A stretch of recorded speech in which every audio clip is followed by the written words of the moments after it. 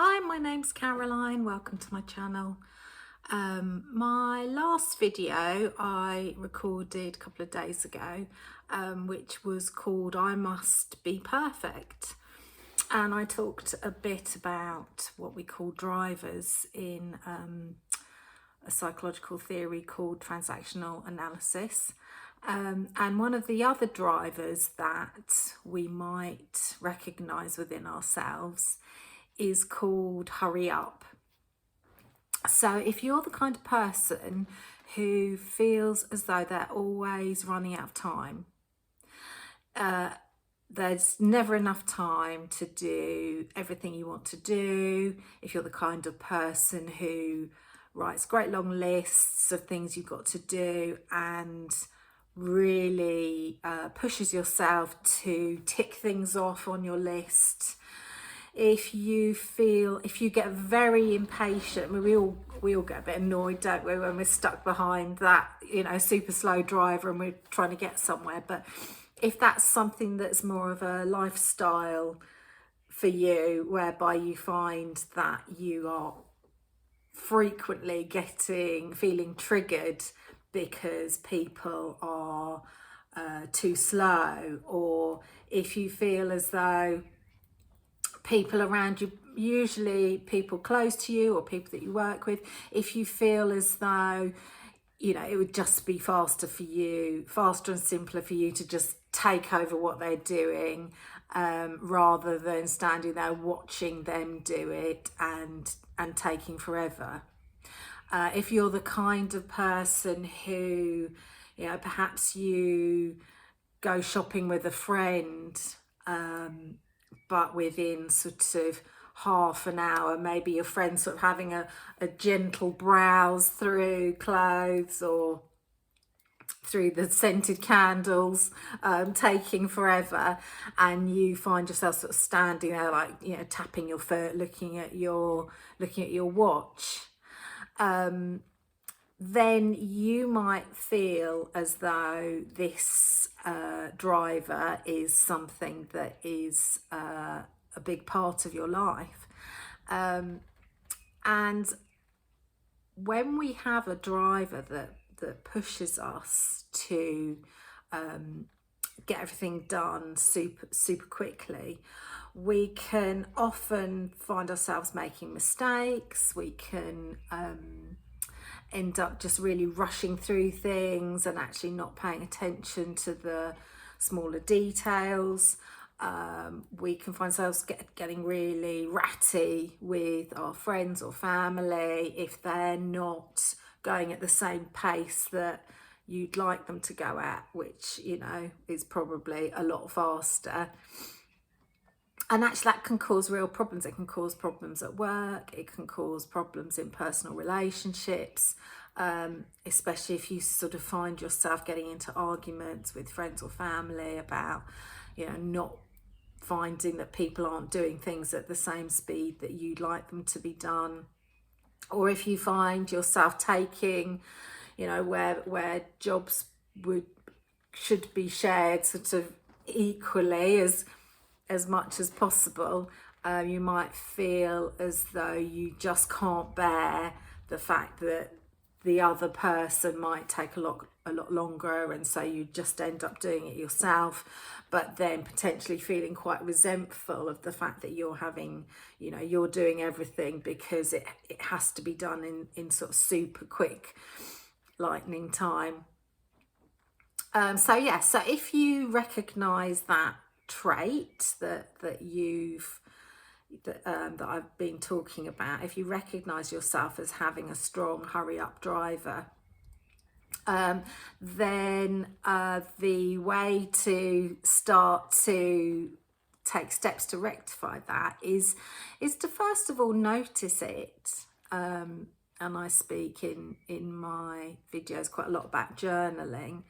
And one of the best things we can do is to really notice when we are doing things in sort of super quick time. And with all of this driver behaviour, it's most likely to kick in when we're particularly stressed. And so if you can start to notice when these times are that you are feeling, you know, I'm running out of time, got to do this, got to get it done, got to tick everything off my list. Yeah, is it at times which you're really, really stressed, or does it happen sort of generally, or does it get worse during stressful times? So noticing when that behavior is kicking in for you is the first step. Becoming aware of what's going on, and then also listening to the thoughts that come through your mind when you find yourself sort of going into higher gear. What are those thoughts? And if you do get thoughts, whose voice is that? Who's telling you that? Is it someone from your past? Are they telling you that you have to do things super quickly? Because all of these drivers come from our earlier years, and the drivers come as a result of us not believing or being told, whether overtly or covertly, by subtle body language and subtle messaging, we have been told that we're not okay as we are. And so your reason for doing everything quickly is because you will have grown up believing that you're only okay if you get things done in super quick time. So have a little think about that and try to notice what you're saying to yourself. Are you really putting yourself down if you don't achieve things quickly? Are you saying horrible things to yourself? And yeah, that's obviously not going to do your self-confidence any good if you believe that you have to do everything in super quick time in order to be okay as a person. So once we've started to notice, and if at all possible, start to journal, or if you're seeing a therapist, talk to your therapist about this, we can then start to move into what's the opposite of that driver. So that's called an allower. And obviously the opposite of hurry up is slow down, which might feel very, very challenging, especially to begin with. But the point of doing this, and if you can't do it at first, you know, it might take a while to really get into that. It may feel really uncomfortable to begin with. But the reason why we are doing the opposite of what our driver tells us to do is we need to start to retrain our subconscious. We need to show our subconscious that actually we're fine. Even if we're going at snail's pace, we're fine as a person. You know, nothing terrible is going to actually happen if we go for a long leisurely walk rather than a super fast stride. Generally nothing terrible is going to happen if we take an extra half an hour to finish the food shopping.